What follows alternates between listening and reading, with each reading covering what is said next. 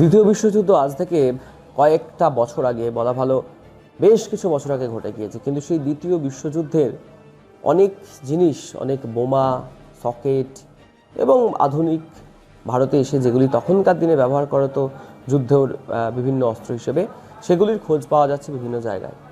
বাঁকুড়াতেও সেই রকমই মিলল একটি বড় বোমার। ইতিমধ্যেই সেই বোমা উদ্ধার করার জন্য তৎপরতা রয়েছে এবং সেনাবাহিনীর কাছে খবরও পৌঁছেছে। ঠিক কী ঘটনা ঘটেছে বলবো এই ভিডিওতে। বাঁকুড়ার সোনামুখী থানার অন্তর্গত ডিহিপাড়া গ্রাম পঞ্চায়েতের রাঙামাটি ফেরিঘাট এলাকায় বালি তোলার সময় অপ্রত্যাশিত একটি ঘটনায় চাঞ্চল্য ছড়িয়েছে। পেলোডার দিয়ে নদী থেকে বালি তোলার মাঝে একের পর এক ধাতব বিশাল আকৃতির শেল উঠে আসে। বিষয়টি নজরে আসতেই খবর দেওয়া হয় পুলিশে। ঘটনাস্থলে পৌঁছায় সোনামুখী থানার পুলিশ এবং বম্ব স্কোয়াডের দল।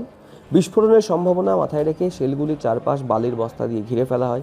পাশাপাশি জেলা প্রশাসনের পক্ষ থেকে সেনাবাহিনীর সঙ্গেও যোগাযোগের প্রক্রিয়া শুরু হয়। বিশেষজ্ঞদের যেটা প্রাথমিক অনুমান যে উদ্ধার হওয়া শেলগুলি দ্বিতীয় বিশ্বযুদ্ধের সময়কার হতে পারে।